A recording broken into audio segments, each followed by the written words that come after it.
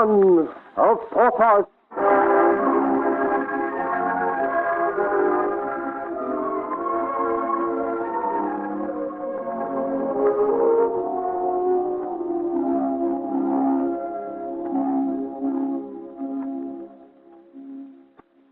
In an anteroom in the king's private apartments of the Chateau Marly sits the Marchioness de Montespan. The ravages of evil and superstitious fear which hid her beauty in the little cottage in the woods have gone. And she is calm, proud, lovely as ever. She sits erect and still in the high-backed chair, no slightest movement betraying either impatience or fear. Standing back against the window is the witch La Botte, watching the Marchioness with sharp, cunning eyes and keeping up a monotonous whine of complaints in her old, cracked voice. I don't see why you've brought me here. Palaces are no place for old women like me. I'd have been happier to let you come alone. I am sure you would have. But I've paid a lot of money for your incantations and the cutthroats you've sent about my business. And haven't I done all you asked, lady? I have only your word for that. I intend keeping you by me. Are you afraid I'll spread the story of the great Marchioness, her legs are jelly with fear, running, screaming through the woods of Marly with her hair flying in the rain? Silence!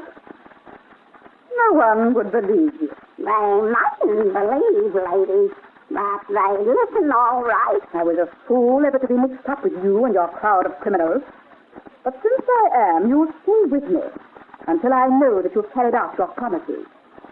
Until I have regained my power over the king. But why come here tonight? Is it wise, knowing all you know? Lady, I warned you the portents were not good. You advised me to act quickly, and that's what I am doing. I am gambling all on one last bold throw.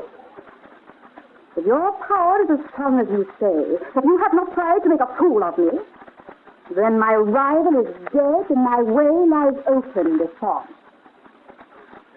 He will be glad of one he knows to comfort him in his sorrow. Somebody is coming. It will be Louis. His Majesty has never yet refused to see me.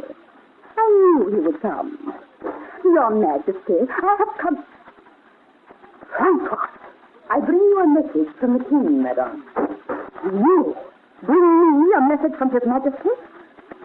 Since when have you been a royal messenger, Francois? Since but a moment ago, my lady. So, you have given up the position of governess for that of messenger. I should not have thought that was a step up on the social ladder you seem lately so eager to climb. Where are my children, Francois? My children whom you abducted? They are safe, madame. Indeed. Is it not a criminal offense, Francois, to snatch children away from their mother? Without doubt, you have already told your story to His Majesty.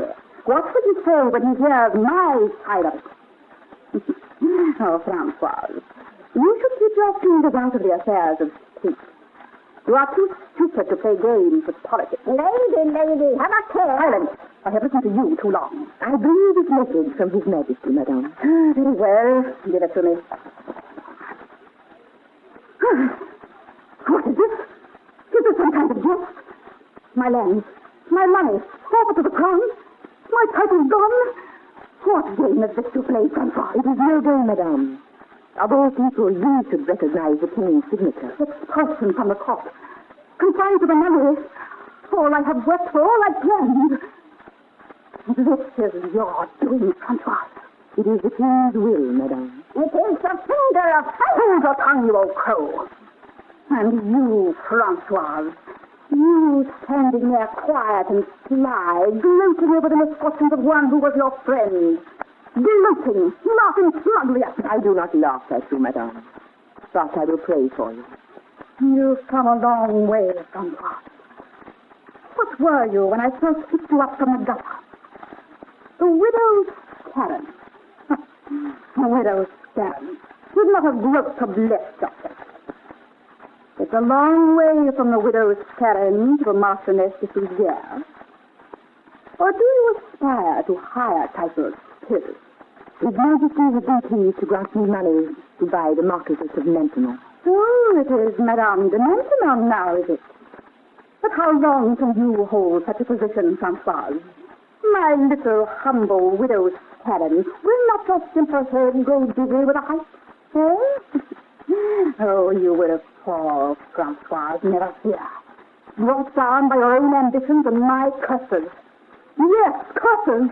But do you think I shall go quietly to oblivion without cursing the traitorous hand that set me there? Madam, you cannot curse the Queen of France. Queen of France? The future Queen of France, lady. Never. That's the height of your ambition, then. I do not aspire to be anything but a loyal subject, my king. Yet she shall be queen, I tell you. I saw it in the crystal. It is that made me afraid. You will never hold his affections. Unto his very death. This woman shall exert such pious influence for good that all France shall bless her name, and the king shall love her till the day he dies. This woman shall be Queen of France. Francois. Queen of France. Queen of France. The widow parents for the Queen of France. To think that I intrigued and planned, killed, poisoned, lied, invoked the powers of darkness to my aid. And my one good deed, my one act of unselfish charity should ruin everything. Oh, it is so very good to lose. To think that I shall wear the veil and suffer poverty. Oh, Francois, put on the crown.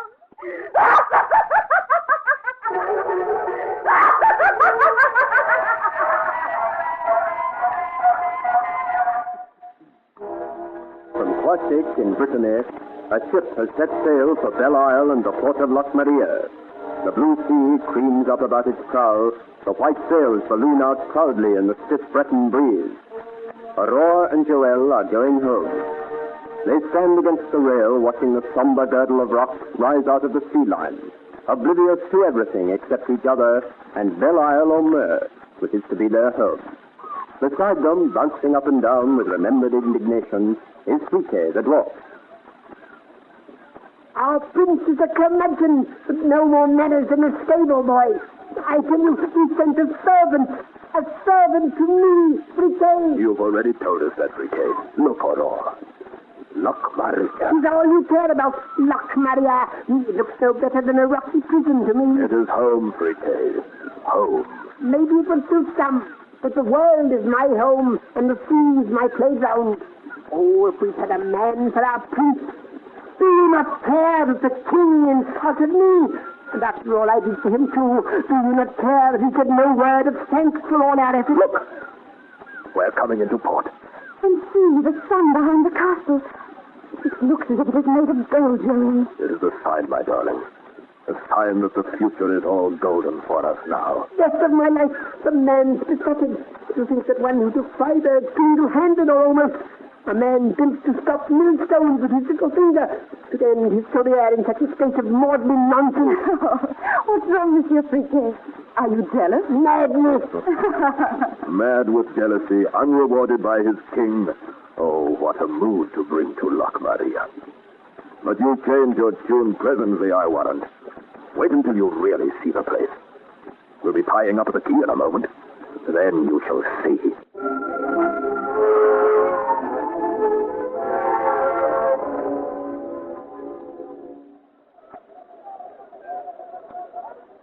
Oh, look.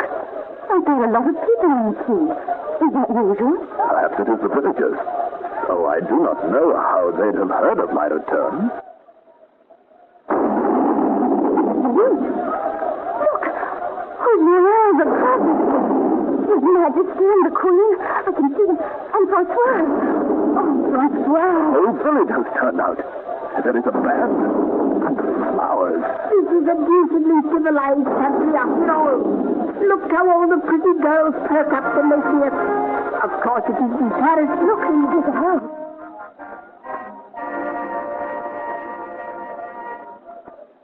His Majesty King Louis of France extends his royal welcome to the Count of Loch Maria, Governor and Lord of the Manor of Loch Maria, and to his wife, the Countess. His Majesty welcomes also Admiral Friquet. Admiral Friquet, commander of the Algiers fleet. His Majesty begs you to alight and proceed with him to the welcome that has been prepared for you at the town hall. Long live the King!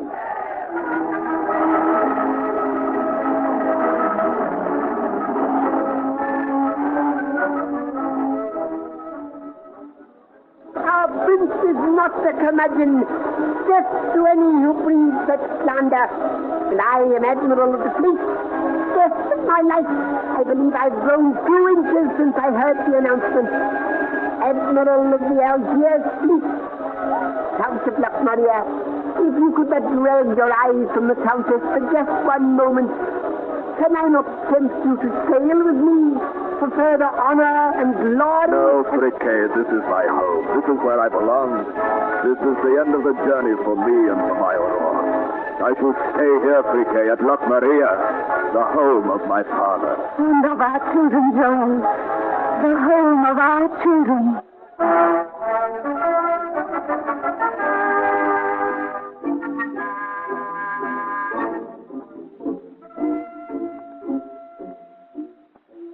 You have just heard the concluding episode of Son of Porthos, Margaret Dunn's adaptation of the well-known novel by Alexander Dumas. A George Edwards production.